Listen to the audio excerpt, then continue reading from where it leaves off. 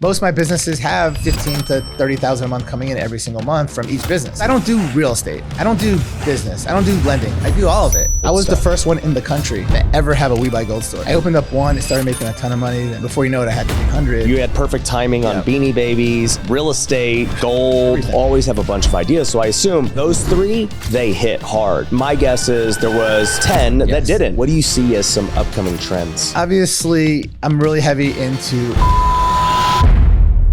What's up, Wealth Builders? Today, we are back at WealthCon. I got one of our speakers with us. This man, dude, he is diverse. I one day hope to grow up to be like him. He has done thousands of real estate deals, has sold over 500 businesses. I got Abraham Gray. What's up, man? What's up? What's up? You know what's crazy is everybody always wants to be what the other person is doing. Like I look at you, I'm like, man, this guy has blown up on social media. Like the biggest following. I'm like, I want to be like Ryan when I grow up. You know, it's like always you see what's unbelievable about the other person. Yeah. Well, no, but that's what's good about getting together with high performers, right? Because you can always take something from everyone else, right? It's like, all right, dude, I want to learn social media. All right, I got you. And I'm like, bro, okay, so teach me how you did this. How did you do that with the business acquisitions? Like how? Yeah, so I started my first business when I was 15 and it was selling sports cards because that's what I collected my whole life. And I was really passionate about it. And I went to these sports card shows every single week and started selling them. And I got really good at it.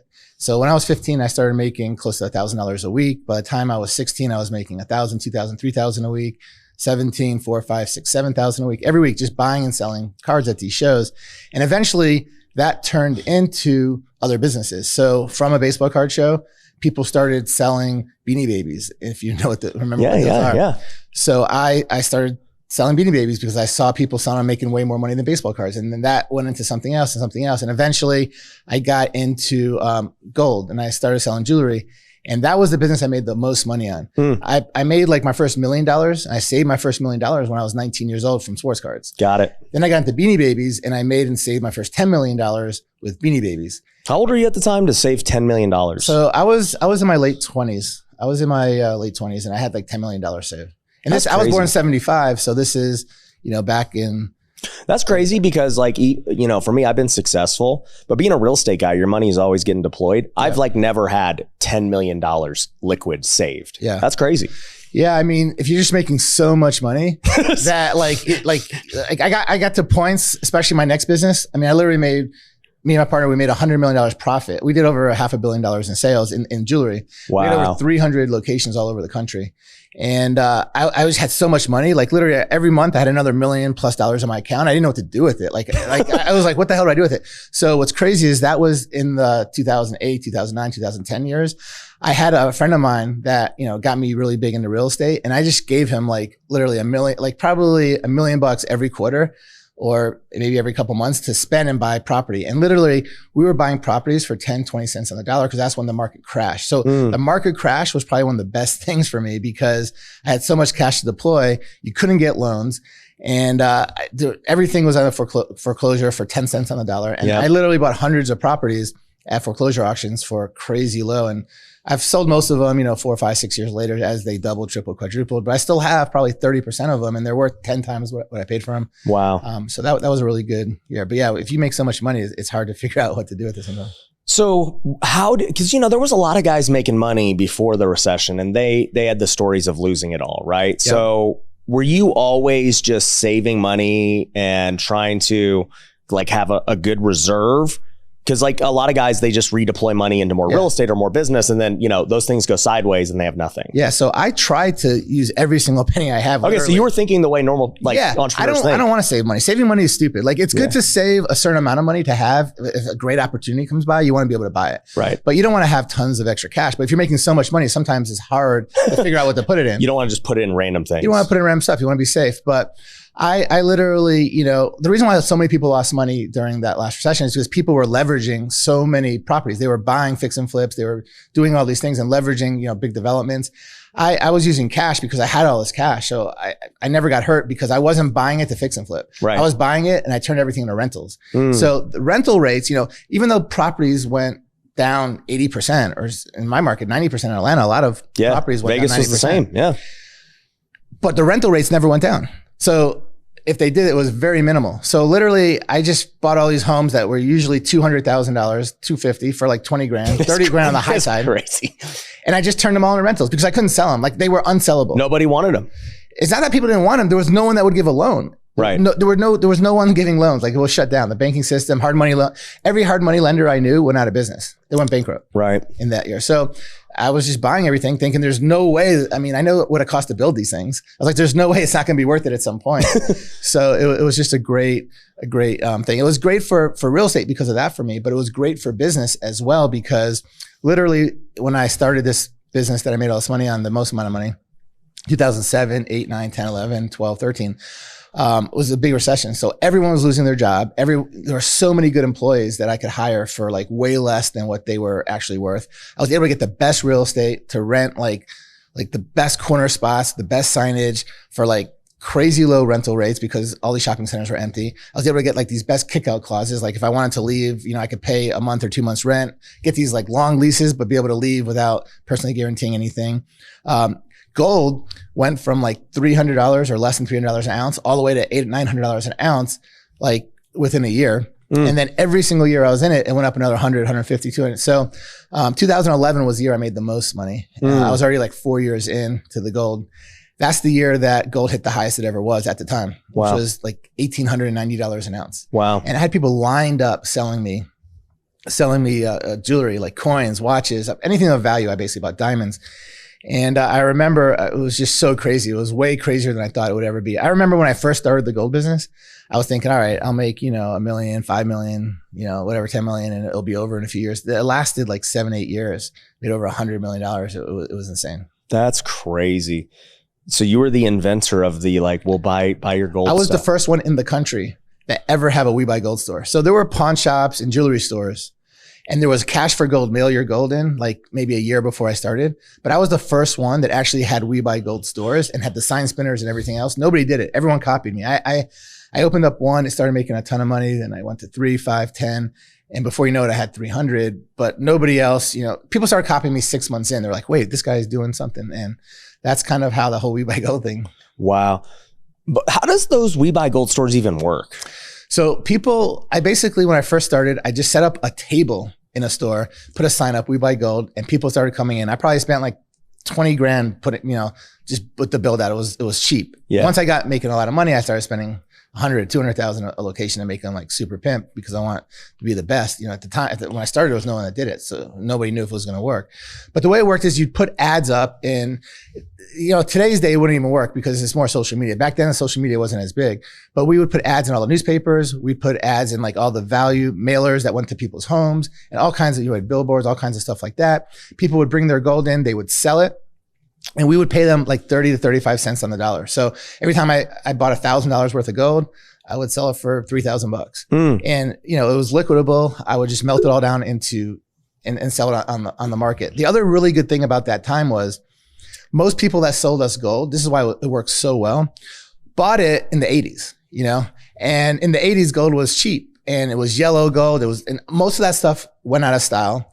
Most of that stuff people brought in, a lot of it was broken but everyone needed money. Everyone lost their job. So everybody needed to sell it. But what was great was they bought it when it was 300 an ounce and they probably paid 6 or 7, 800 because it goes for crazy higher, more than it's worth if you buy retail. But they were able to sell it to me and basically not really lose money. Sometimes make a little bit, sometimes lose a little bit. But in their head, they're like, well, this is used. Like when you sell used stuff, you expect to get a lot less. Gold's a commodity, but people don't know that. People don't know that it goes up and it's worth what it's worth. So it was a really easy sell or buy, whatever, because in people's head, they needed the money.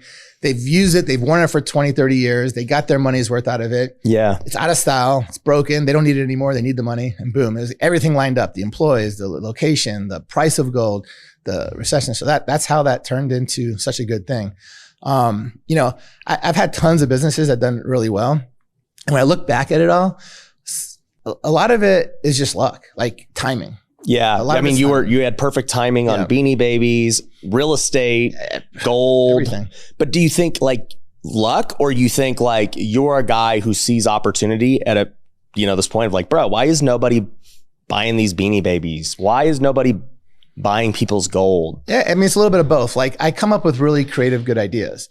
And really what sets me apart at the time was I had a really good network of people that I knew that made money in different industries, and we all kind of collaborated. And if one of us had like a really good opportunity or started making money in something, they would tell everybody in our network, and then everyone would do it in their states.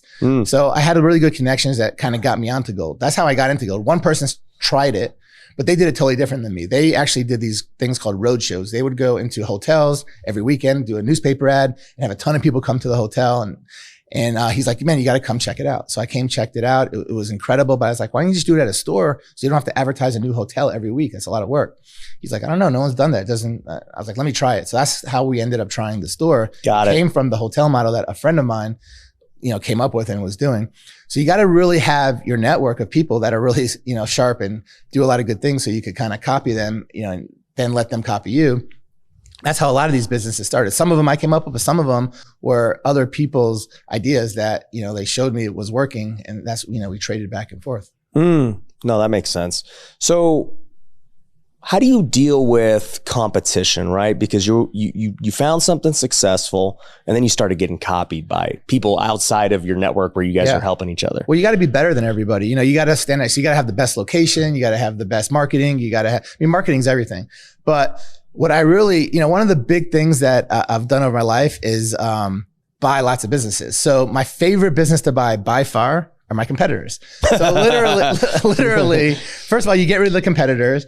I mean, there's so many upsides from doing that. Now there's a million things we probably don't have time to get into, but I bought my first competitor in the baseball cards. I would buy other people out, but my first really big competitor I bought was when I was in Beanie Babies. I had one of the best websites, top 5 websites in the country. And I bought the, 2 of the other top 5 websites that sold Beanie Babies. And we sold Beanie Babies, Pokemon cards, Magic the Gathering, all these kind of collectibles that were, kid collectibles and stuff. And I bought this competitor. And I remember I paid him, it was a creative deal. It was like a $600,000 deal. I was in my early 20s. So it was a decent amount of money. I had it, but I didn't want to spend it all. Yeah. I saving. So I worked a creative deal with him. I gave him around 10 or 15% down and the rest over, 5 years. And I was literally paying him a few thousand a month, but I was making 10,000 a month on what I paid him. So I had that 7,000 a month cash flow. Right. And it was really good. So I got hooked on buying competitors after that. And I just realized how beneficial it is. Besides getting rid of my biggest competitors, I was able to grow my own business infinitely overnight instead of having to start something. Right. So I had Carl, your partner, on recently, and we were talking about how Facebook bought Instagram for $1 billion. Yes. Almost a decade ago. Mm-hmm. And everybody's like, they're crazy. That's just way overpriced. And, Instagram today is worth like 100 billion as a standalone thing. So everyone should know that every single big business out there, the biggest businesses that exist, I don't care if it's Amazon, Google, it doesn't matter who it is, has got that way, not by growing their business. No one grew their business to billions, trillions of dollars. It's impossible. What did they do? They bought so many smaller businesses. Everyone, that's how you make so much money. Like you were saying on stage earlier, everyone becomes millionaires with real estate. And that's true. Almost everyone becomes a millionaire with real estate. Yeah. No billionaires are made with real estate. Billionaires are made with business. Exactly. So, it's a stepping stone, but you got to get to $1 million before you can get to $1 billion. And that's what I always try to tell people up stage. I'm like, guys, you're going to hear some amazing things about buying businesses and stuff. But if you're broke right now, we got to do step 1 first. 100%. We just got to figure out how to make some active income. You were hustling, building your own businesses first, and then you transition. I hustled my ass off when I was younger. I mean, literally, I was doing everything, working my ass off. And I love that when you sit on stage today, you're like, guys, everybody wants to have this passive income, and everybody does, but you got to bust your butt and you've got to get, active and do stuff. First of all, you learn a lot, you get better, but you just can't get passive income day one. You have to, you just can't, it's a great myth, and it's a great, but you got to bust your butt and you got to get that active income. And then eventually that will lead into the passive income, will lead into it just starts to compound, and 100%. And it compounds only because of the skills you built from building the things, the active income. There's no way to get to, you could learn everything from people, but how do you learn the most? By doing it. Everyone knows that my favorite way to build wealth is through real estate investing. That's the reason that I started Wealthy Investor, where we've trained thousands of students. But here's the thing. I've noticed that so many people fail to get started in real estate because they're worried about the money. They don't know where they're going to get the money to buy a house or flip or handle their renovations and things like that. And so they just never get started. I want to change that. And that's why I created a brand new free course that goes over 5 different ways that you could buy houses without using any of your own money today. And I'm going to give you it completely for free. All you have to do is go to wealthyinvestor.com/podcast. I've made it specifically for you. The moment you go to that link, you'll be able to go get access to it and learn how you can start buying houses today without any of your own money. And if you're somebody who already has a real estate business and who wants to scale, we want to help you too. You can click the link below and book a free strategy call with our team if that's you. Tell me this, like you were really good at catching trends. Now, you said you always have a bunch of ideas. So I assume, like those 3, they hit hard. But my guess is there was maybe 10 that didn't, and maybe even way more. Yeah. So what's funny enough is for every 10 I tried, only like 2 or 3 took off. Exactly. 7, but I looked at it like poker. I don't know if you play poker. Yeah, I did. Yep. But I was a big poker player, and you a full tilt guy? What were you? Yeah, I was actually on. I played a lot of tournaments and live cash. So back in like 2004, 5, 6, 7, I played like all the World Series of Poker events and World Poker Tours. I was actually on Travel Station, ESPN, on a bunch of events. I made the final table a whole lot of times on some big events. Yeah. But the way I look at it is like poker. You could literally play me and have the best hand 8 out of 10 times.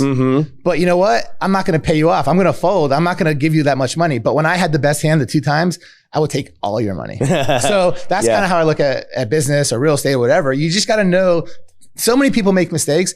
They have this thing, they think it's going to make so much money, and they just keep putting good money into bad money and losing it all. You got to know when to fold it. You got to know when to, it's okay to have bad businesses. Everyone does. Like if someone tells you that they're wealthy, rich, successful, and they haven't done anything bad, they're full of crap. Yeah. But what they were good at was getting rid of it way before they lost a lot of money with it. Yeah. I read a book by Annie Duke, poker player, called I know her. Yeah, I played with her. Yeah. Howard Letterman's sister. Yep. And dang, I'm losing, I can't remember what the book is, but it was her first book. And it was just basically about how like life is a game of odds. And just talking about like, look, it's all probabilities. Nothing is certain. So it's like, look, I'm going to take a chance on this gold thing. And yeah, I'm confident. Like I think the odds are pretty good that it's going to work out. I'm sure you didn't think the odds were you were going to have 300 stores. Like that was like the 1%, shot that you caught it on the river and got lucky. Exactly. No, for sure. But I have like a spreadsheet I use that basically shows like how duplicatable it is.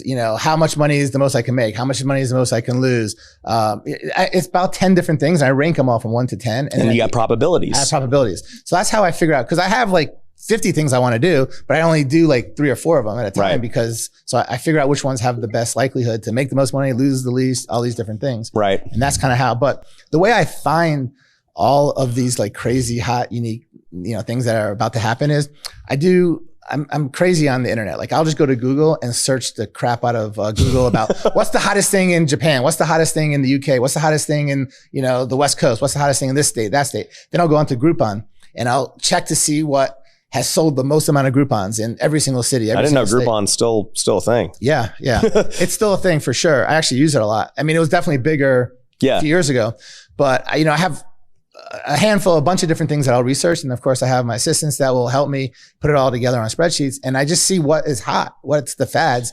And then I'll go travel and check them out. And that's how I ended up in a lot of the businesses I'm in today. I was one of the ones that blew up, have the most escape rooms in the country, all kinds of other stuff. And a lot of this was by doing these Google searches and finding stuff that became really hot. And I was like one of the first ones in it and blew them up. But yeah, I have a whole process to that. I want to talk about escape rooms and axe throwing here later, but just like, I want to stay on this process because it's interesting. When I just look at trends, right, in the last few years, the first thing that popped to mind when you were like, what was hot in Japan and trends and this, that, it's like a lot of stuff from Asia does come here late. Yep. And, Pokemon was one, Power Rangers. I was watching the movie of how Power Rangers came to be. It was a really cool movie. I was like, whoa, like nobody believed in this guy's vision that like this, these 5 costume guys could be so big. And then like, just the whole story was crazy. But, I was always an anime guy, so I always loved all this stuff from Asia. But like just thinking about these things that have gotten big in the last few years, it's like big trends where people made a lot of money.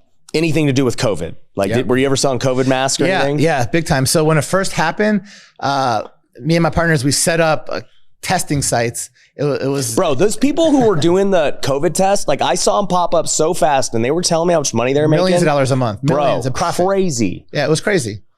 And it was a scam, but it was crazy. Yeah.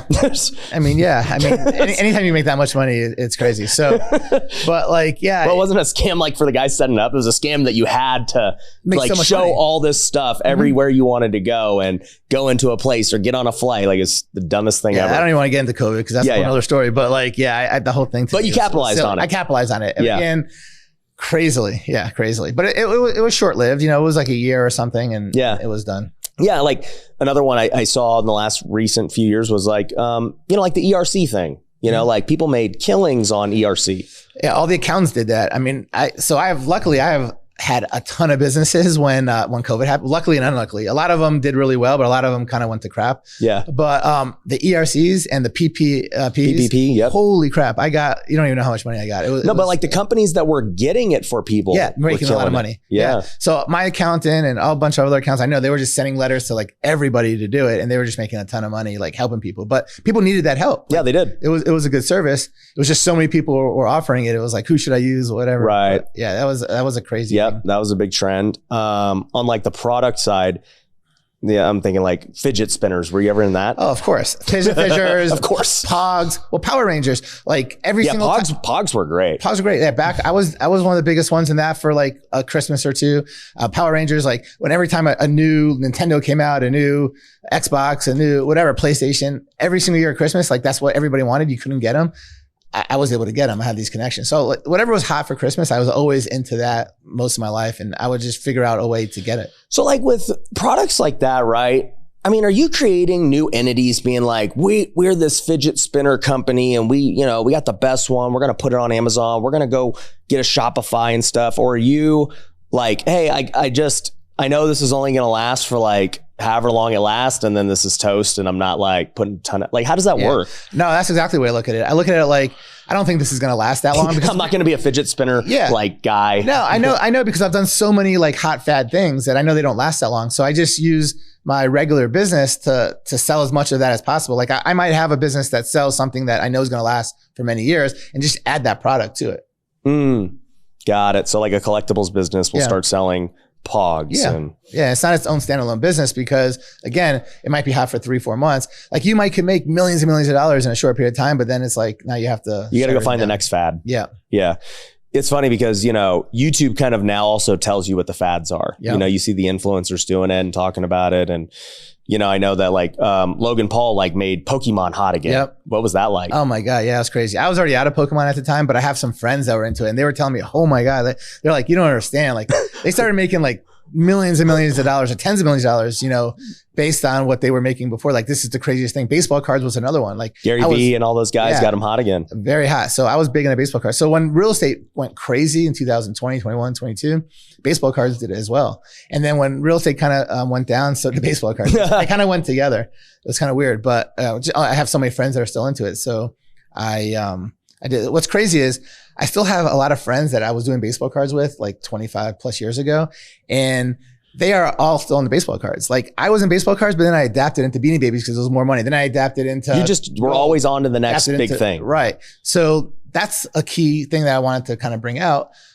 You got to know how to adapt and change to the market and pivot. Right. Because like you can make a lot of money, but sometimes it might die or sometimes there's stuff that could be a lot more profitable in better use of your time. And I tell people that all the time. Like I've been through a lot of businesses too. And I've realized that no business is like forever really. Mm-hmm.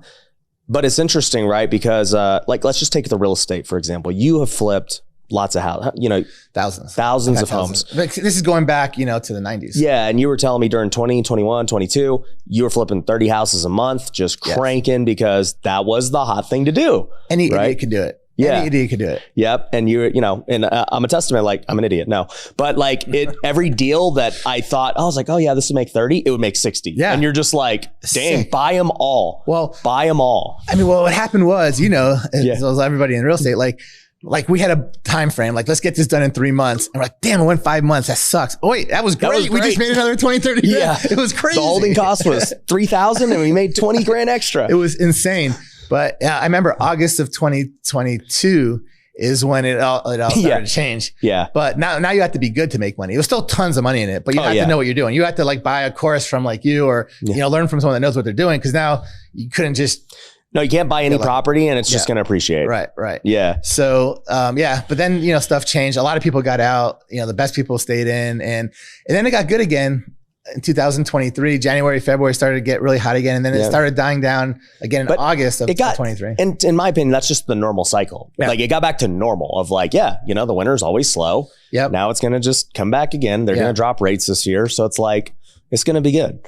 Yeah. It's hard to tell for sure, but real estate's always going to be good. It's just a matter of, you got to figure out what the best strategy is at the time. Is it better to fix and flip? Is it better to wholesale? Is it better to have, long-term rentals? You just figure out your niche and, Well, and this is what I always say with real estate. Like I'll do it forever, the rest of my life. Mm-hmm. And I'm like you, I'm always adapting. Right. And so, we have a fund, Pineda Capital, and, people are like, are you guys trying to like raise money and buy apartments? Like this was last year. I was like, not really. No. I'm like, it's hard to get a deal to pencil. Raising capital is really hard right now. Mm-hmm. Rates are high. I was like, could we do it? Absolutely. Is it the best use of my time, energy, and resource? No. I'll devote time and everything to building this other thing that's the best use right now with the market, the trends, and everything else. And then, a year from now, like you, it's like, hey, what's the best use of time right now? And I'm the same thing. People always ask me, because I'm really, really big in single family. That's mainly what I do. That's, 90%. I do have a lot of commercial properties, but I'm not like fix and flipping my commercial. It's more for other stuff. But let's just talk about residential. People always ask me, why don't I get into big multifamilies and this and that? And I tried it. I had some, 100 and something units, 50 some units, and I just didn't like them for a lot of different reasons. So I'm killing it with the single family. Why change into multifamily? If you're doing really, really good in something, don't change because you think that multifamily is going to be better. I mean, for me, single family is so much better. It's so much liquidable. Like you could buy and sell them so much faster. There's so much more available. The people that are really good at multifamily are really good at multifamily and they stick with it. And multifamily is great. But for most people that get into single family, they should really never switch because that's what they're good at. It's a totally different type of game and market when you get into multifamily. Mm-hmm. Yeah, it's a very different ball game. So with business just overall, right? You're always looking at the next trend. Always.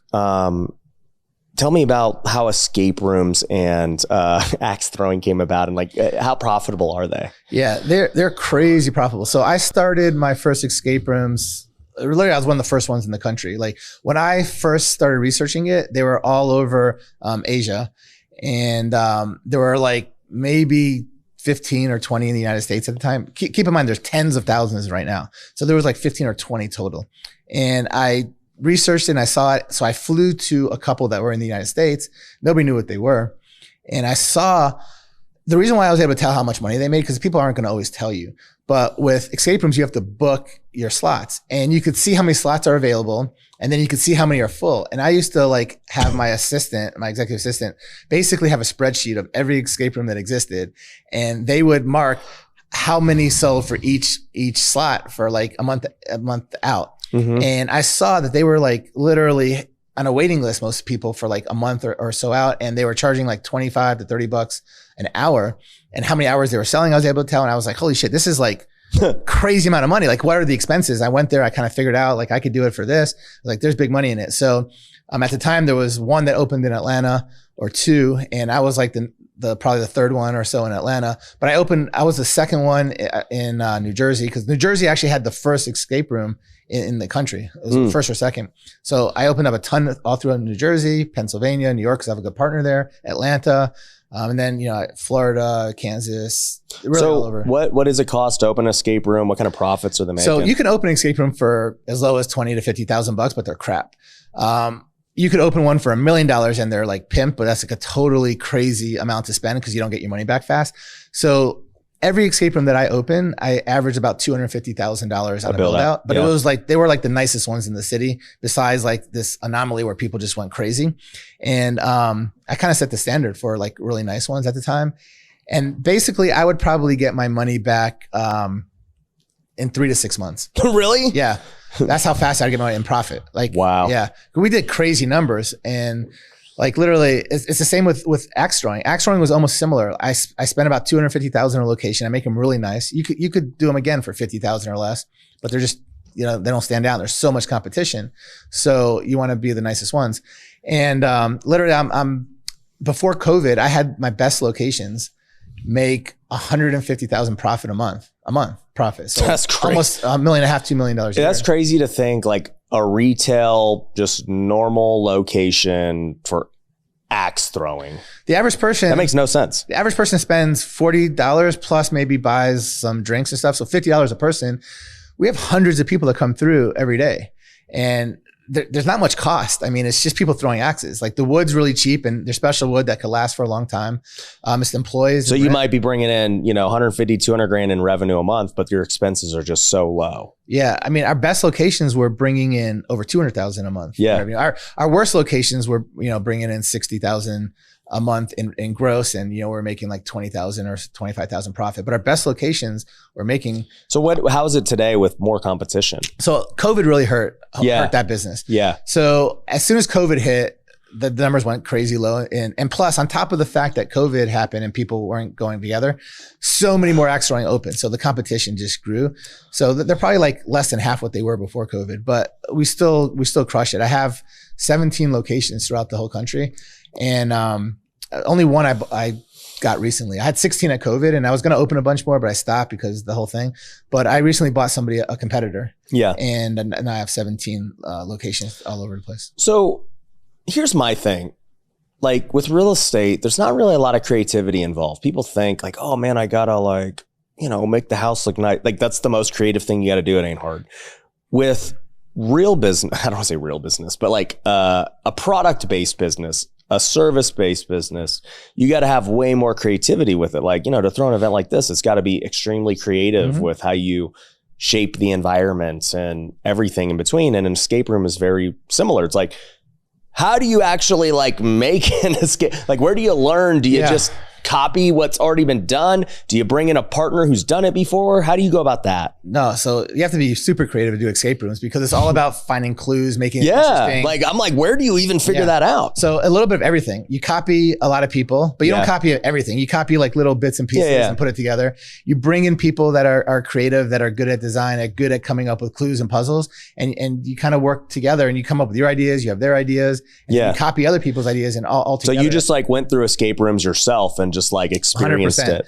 And then there were also people that I did this with a little bit that sold like room layouts and room puzzles and everything together. And you could buy a whole room and just have them come install it. So we did a little bit of that. So we didn't know. So they had kits. Yeah. They had like full made kits and they would just go and put them in different places. See, like that's another bit I'd be thinking about. Like, all right, I did like 10 successful ones. Let me template this to either go franchise and do it or to sell to everyone. That's what a lot of people did. A lot of people like had like really successful ones and they just sold their ideas to other people. And once it's, it's hard coming up with it the first time, but once it's like bulletproof, it's proven. Now you can start selling it and it's easy to duplicate. That's the same thing with what we do with education. Yeah. It's like you build out your SOPs and everything and you just sell it. Yeah. And like you were saying on stage earlier, which is so like dead to the point.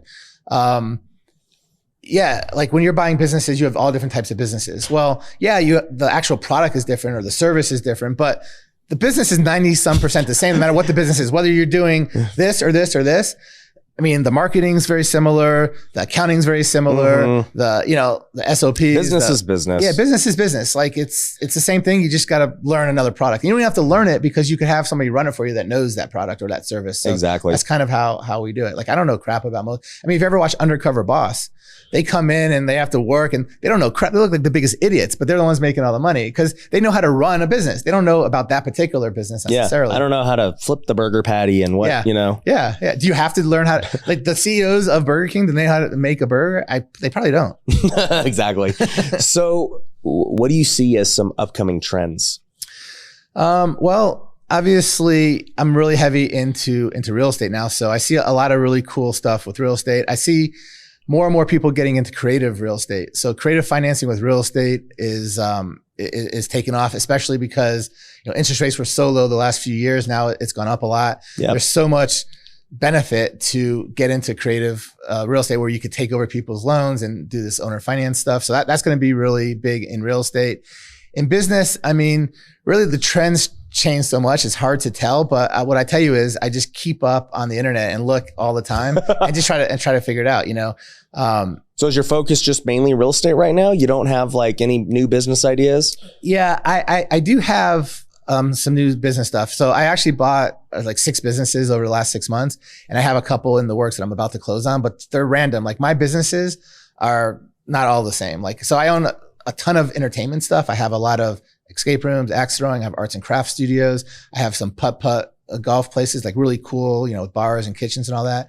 I have a ton of MMA gyms. I'm big into jiu-jitsu, so I've been doing that for a long time. I love, I fought for a while, MMA. And, I was going to ask you how you got the cut on your nose, but Carl already told me it wasn't from jiu-jitsu. Yesterday, man, I'm an idiot. You know, you see the America's Funniest videos where these dogs and birds like run into like glass doors because they don't think that was me. You ran into a glass door. I literally ran into a glass door and it was crazy. It was here at the M? It was at the Wynn. So I was going to do a podcast with Sean, and I was running late because my plane was late. So I was running and I wasn't paying attention, and boom, right in there. And it was all on video because I brought your camera guy, my camera guy, and he was just videoing the whole trip and just happened to. Bro, send me that. I want to B-roll that round as we do this on the. He tripled it like 3 times. Like, and the noise when I hit the glass is the real noise. I didn't add that. Just bam. Yeah. And he just posted it on my social media, I think yesterday.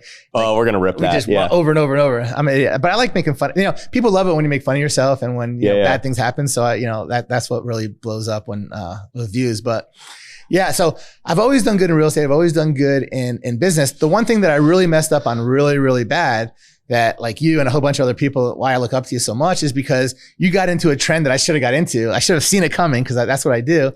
Social media. Like you started your social media, you know, way before me, way before me. I learned, mostly how to do it from you. You know, so so that was really cool. And, you know, obviously I started my YouTube channel only like a year and a half ago. From 0 subscribers. Now I've got, I think, around 17,000 or something. It's amazing, bro. In a year, but it's literally following all the stuff that you do and that you taught us to do.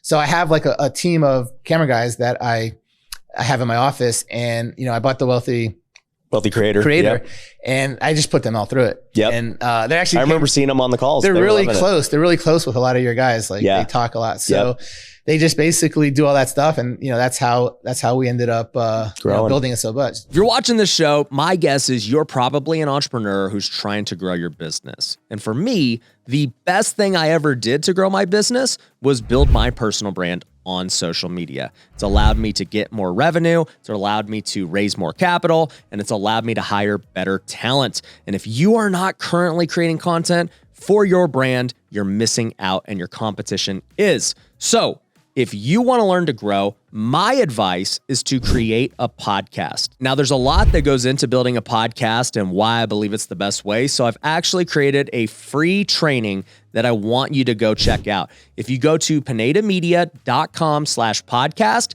you can go access the free training right now and see how a podcast is going to be the best decision to grow your personal brand today. So go check it out by clicking the link below, and I'll see you in the training. Why do you think? Yeah, because I think about trends I caught, and I was watching TikTok in 2020. I was like, dude, I don't even like social media. Like, I like doing business, but I was like, this is pretty addicting, dude. I think this might really take off. And I just started making videos because I thought that it was going to be a pretty big thing. Same with YouTube. And, you know, like we said, it could be luck, or it could be because we're always observant to opportunity and always looking for opportunity. Yeah, no, for sure. I think. Why do you think social media is so important? Like, because a guy like you, who's already ultra successful, you don't need social media to be successful. No. You can start these brick and mortar businesses like you're talking about, where, you need to know how to market them on social media and stuff, but Abraham Gray, the social media influencer, doesn't necessarily need to exist. Yeah, we don't need to. So that's why a lot of the richest people, don't have a big social media. They don't need it. Yeah. But what I realize is everyone that's successful, they have this need to be more successful, not because they need the money, but because, like, let's just say I stop making money, or I'm not making as much as I just don't feel good about myself anymore. Yeah. You always want to improve. You have to improve. You want to help people. You want to improve. And when you have that social media presence, there's so much more opportunity. Right. Like, I see people that like never would have made it at all before social media time be the biggest in their fields right now, just because of social media, because they're so good on camera. They're so good at talking to people. They're so relatable, that now they've blown up. And I just realized that, man, if I had that social media following, yes, I'm where I'm at today now, but how much more would I have been if I started a few years ago? It's unbelievable. Yeah. How old are you today? I'm 49 this year. Okay. So you know what's funny is I've interviewed a lot of guys who are right about there, right? And I think like, Ed Milet's right around there. Patrick Bet-David's around there. I call them like the guys, I guess, that were, let's just say it's not even a full generation, but like, a generation ahead. And most of the guys who I interview that are your age, like network marketing was the thing when you were coming up, and they all did it. Yep. Like were you ever in network marketing? Yes. Yeah. I mean, you have to have been to. You had to have been back then. And I look at it as the equivalent of social media today, where it was like, that was the big thing. Everyone said if you weren't in it, you weren't going to like succeed. And, obviously guys like Ed and Patrick, they did crush it and made hundreds of millions from network marketing. And then for me, I look at this generation, these guys who are in their 20s, early 30s. It's like, social media is, nobody cares about network marketing. We're like, social media is what you got to do. This is the thing that's going to, catapult you. Because we've seen guys like Logan Paul and Mr. Beast and all these guys just crush it and build businesses with their influence. I predict that some of these big influencers, like Mr. Beast type influencers, are going to be the next, like in 20 years, 30 years, they're going to be the presidents of the United States. They're going to be like all those type of people, because those are the people that people are really going to relate to and like. And they're going to have just watched their whole life. There's no way that they can lose a candidacy. Like who's not going to, I mean, it's impossible. They're going to have money. They're going to have all the media. They're going to have the attention. Yeah. I remember Meet Kevin was going to run for governor or something of California, but they wouldn't let him put Meet Kevin on the thing. So he didn't do it because people didn't know his real name. So like it would have hurt. But if he was able to get on the ballot as Meet Kevin, he for sure would have won. Yeah. Yeah. I spent a couple of days with him. It was pretty cool. We flew on his jet to a few places. He's a really cool influencer. Kevin's a character, dude. Yeah. He, we've done some things together. He's actually coming, next month to the podcast. Oh, that's awesome. So we're going to catch back up and see kind of like where his life's at these days. Yeah. But dude, he was killing it. Like, dude, he was making like, crazy, $20 million like just from YouTube. Yeah. I was like, this dude's going live like 5 times a day. COVID helped all those people so much because you couldn't get out. So everybody was watching that stuff. Yeah. Watching this. Another big name of someone that, I didn't tell you all the businesses they have, but I have like lots of trophy stores. I have, I mean, literally all kinds of stuff. But one of the big businesses that I had started 7 years ago was martial art gyms. Yep. And I thought that I could just grow them and do really well because I did good at every other business. Well, gyms are a totally different business. So the marketing that I did for everything else wasn't working, and I got frustrated. So I found Alex Hormozi 7 years ago. A gym launch, and I bought Gym Launch. Dude, you buy like everyone's mentorship. Everyone. It's crazy not to. If you learn one little thing, you can make hundreds. It's not 100,000, not millions. So it's crazy. And I see that from a guy like you. Sorry, so successful. You're like, no, dude, I want to buy Wealthy Creator. I want to buy Gym Launch. You're I want to buy this. Smarter than me in social media. Alex is way smarter than me in gym. Everyone.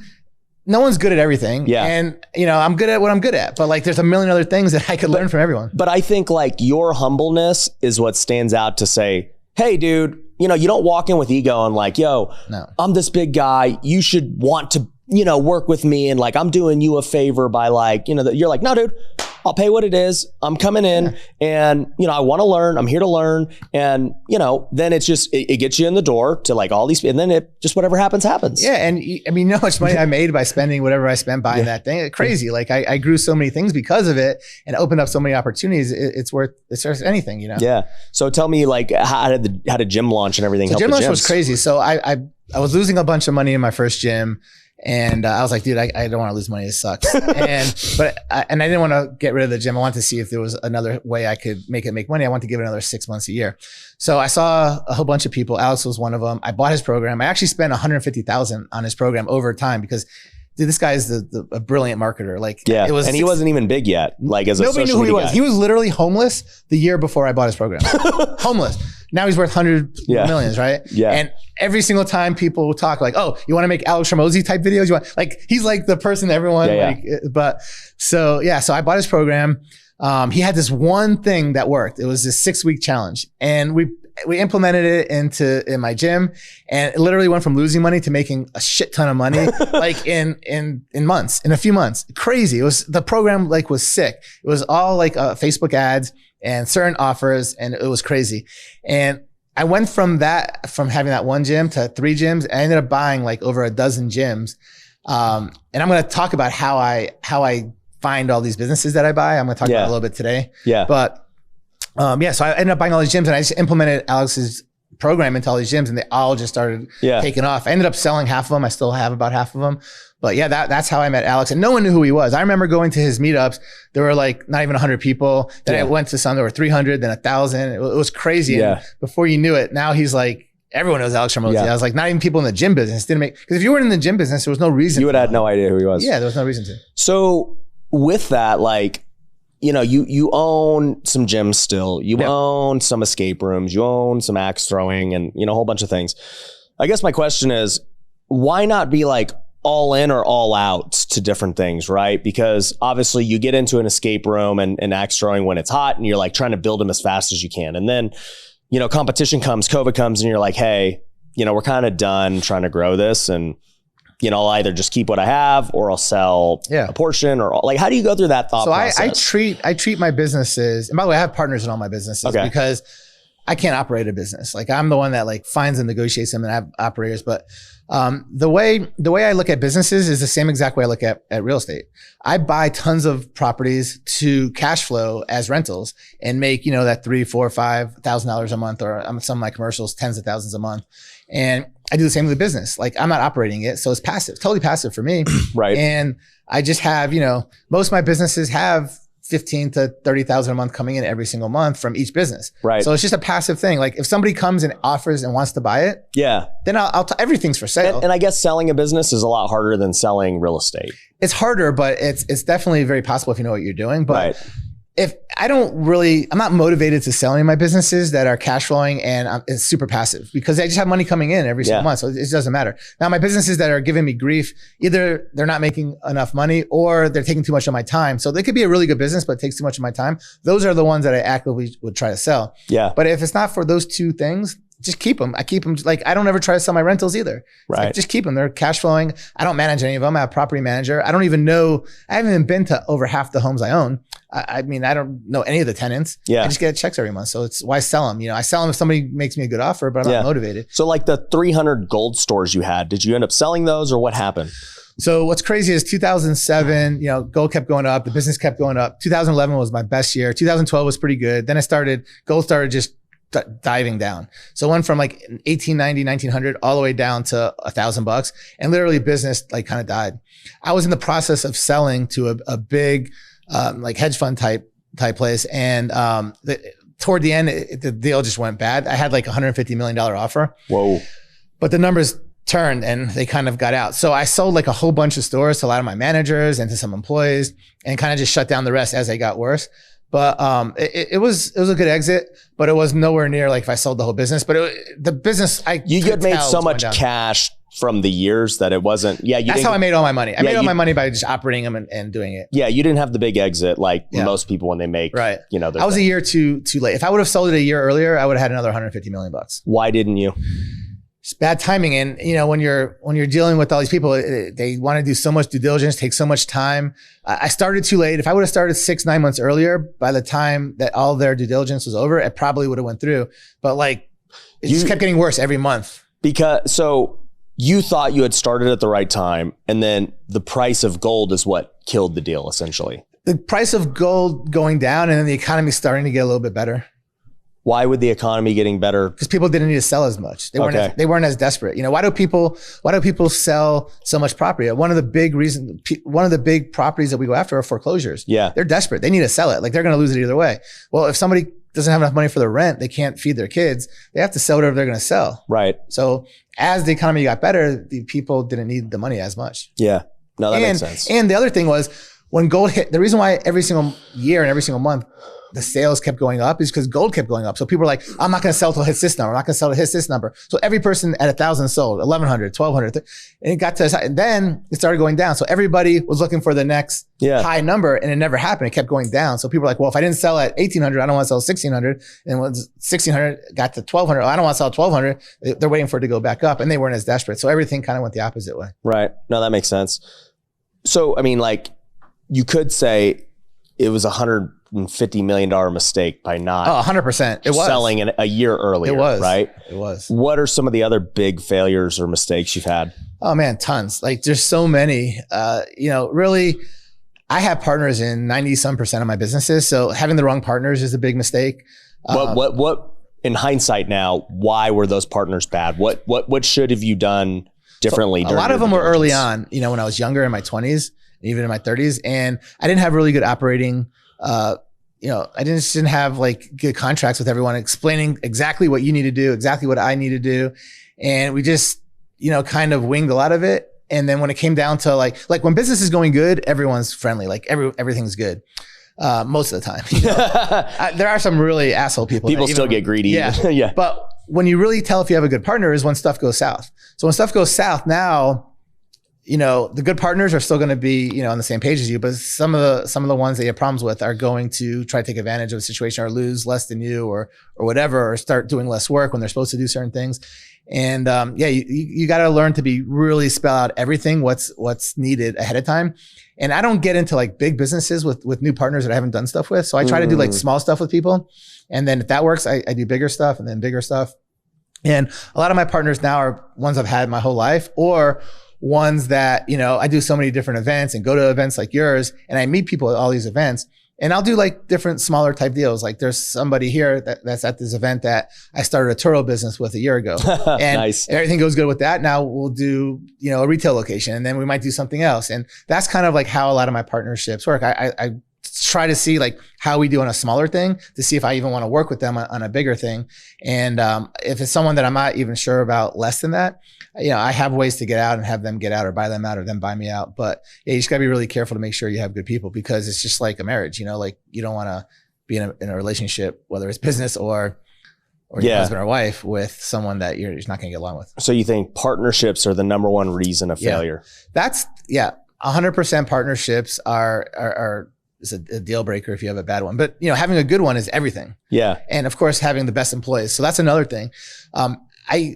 I hate going cheap and hiring like low level or medium type employees. I want to get like the best people I can get, pay them all that, whatever. I want to be on the top range, because that's what's going to make or break your business. You want people to be happy that they're making as much as they feel they should be making, and they're going to grow your business, and it's going to show through. So another big mistake I made was just hiring people because they were cheaper, but you get what you pay for. Yeah, no, that makes sense. So with people, obviously, I mean, that's the key to scale, right? Like it's just more people usually. What ideas didn't work out? So I've had haunted houses that I try. So that was one of the things I researched. This is back, early 2000s.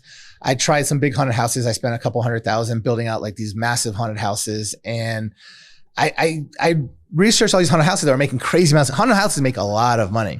I mean, crazy money. But I didn't research it good enough, and I didn't realize most haunted houses lose money or break even the first year. Right. They start making money like second or third year and on, because the first year is where it costs to build everything out. They have to buy all the props. They have to do all this stuff. And is it only during Halloween? Yeah, it's only a short period of time. They make money 3 months, 4 months out of the year. But some of them changed from a haunted house into other types of things in other parts of the year. But yeah, so I opened some haunted houses and lost my ass because I didn't realize that what you had to do to make money on them. And I got locations that I couldn't stay in. I had to move afterwards. And a lot of it's the build out and taking it down. I didn't build it right to where I could take it down and rebuild it. Right. And I just didn't account for that the first year weren't going to make money. I just thought because all the ones I knew were making so much money that I could just go in there and make money. And so that was one. But there's all kinds of different like websites that I bought that sold different products that I tried that didn't work out. A couple different, brick and mortar stores that I thought, made sense. That, either I didn't have the right partner, or it all goes back to that. Really, I mean, the right partner, or my research was flawed. Like I didn't know everything. I didn't do enough due diligence. You missed something. I missed some stuff on the due diligence that, every time I miss something, I make sure that going forward, I don't miss that type of stuff anymore. Right. So it seems like just from listening, you got a lot of brick and mortar. Are you like brick and mortar? Do you favor that over an online business? What's your thoughts? Yeah, I mean, I don't really favor it over online, but like, you know, like I said, I'm 49 this year, and that's just kind of like what it was back then. So I'm like just old school. You're used to it. I'm used to it.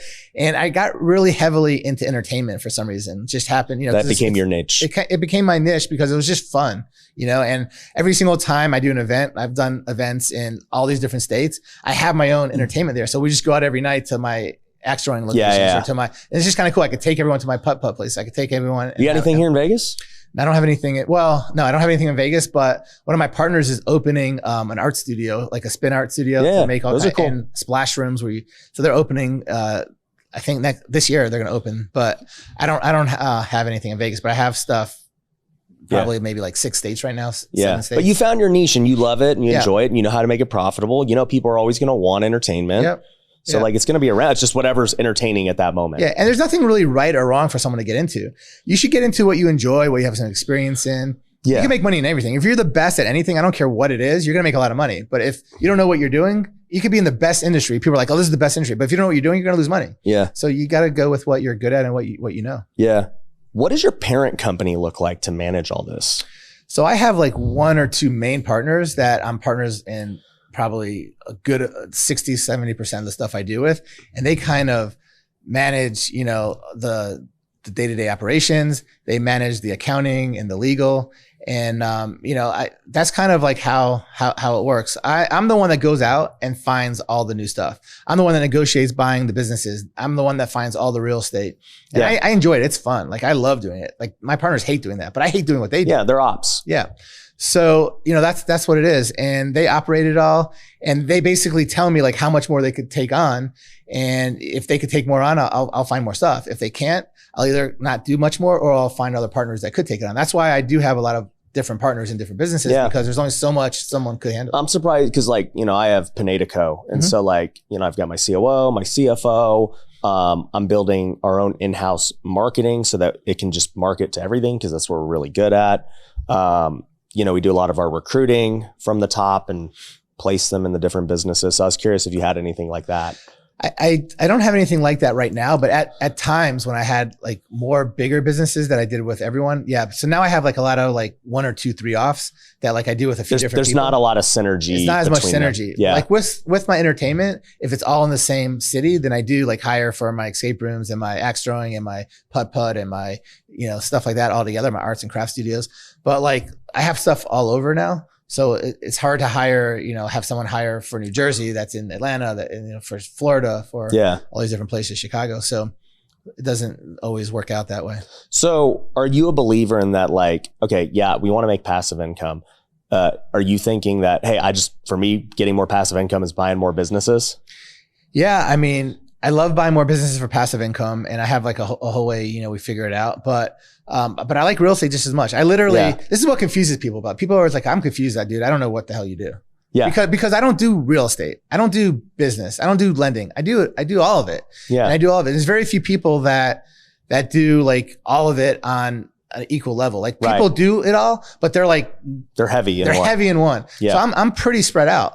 And that's what confuses people because I'll show people all kinds of stuff, but I've done good in everything and I'm always trying to learn and get better at everything. So, you know, those are the 3 things right now that I do a lot of. I do a lot of real estate, you know, business and lending. But when real estate becomes really hot, I'll stay away from business for a little bit because there's so much money in real estate. And then when real estate dies, I get really heavy in business. Yeah. So, you know, you only have so much focus and energy and attention. And so you are just focused on the trend of the moment. Yeah. Whatever's the easiest thing, hottest thing to do at the time, because everything else will get hot at some point. Just wait for it. Did you ever want to build like one, you know, massive company and, you know, sell off and these different things? Yeah, a few times. Obviously the gold was one of the main ones. Yep.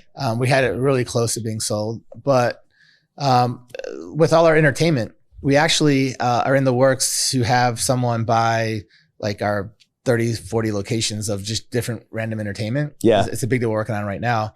I don't know if it'll happen or not. Like I never actually went to pursue to try to sell it because I don't care if I sell it or not. But if someone comes to me and wants to buy it, you know, and they give us their number, we'll sell it. So you'd sell them all as one entertainment company. Yeah. We actually have $250,000 hard earnest money toward it all, but I don't know if they're actually going to buy it. Yeah. But if it sells, great. So, if I go out to try to sell my stuff, people are going to try to negotiate and it's going to go for less money. Yeah. But if I'm not like actively trying to sell and people come to me and they want to buy mine. Yeah. You're make me an offer I can't refuse. Yeah. That's how it is. So that's kind of the way I feel on a lot of these businesses that just kind of run itself and, passive income. Yeah. No, that's cool, man. That's super crazy that, I bet you, cause you don't seem like super attached to anything. You're like me. It's very much just like, I'm not like, this is my only thing. Like I'll do the next thing. I'm agnostic.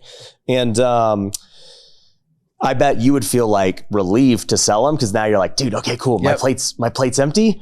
Now we're going to go do something. To some degree, for sure. You have that, you feel relieved, but then you're like, you kind of miss it a little bit, but you're kind of relieved. Yeah, you're like, all right, now I can go I got all this capital. Yeah. We're about to go do this new thing. Yeah. It's very rare that I don't have enough capital to do something I want. Like luckily I made a lot of money over the years. And then also I partner with all these people that have made a lot of money with me all these years. So between us all. So somebody's got the money at that moment. We always have a lot of money. To go do it. Yeah, we always have a lot of money. What's crazy is the one thing that I don't do much of that like I see a lot of these successful people do is raise capital. I very rarely raise capital. I have people that give me money, but I'm not even trying to raise it. They're like, oh, let me put You're not publicly looking for money. It's you have your network and it's like, yo guys. Yeah.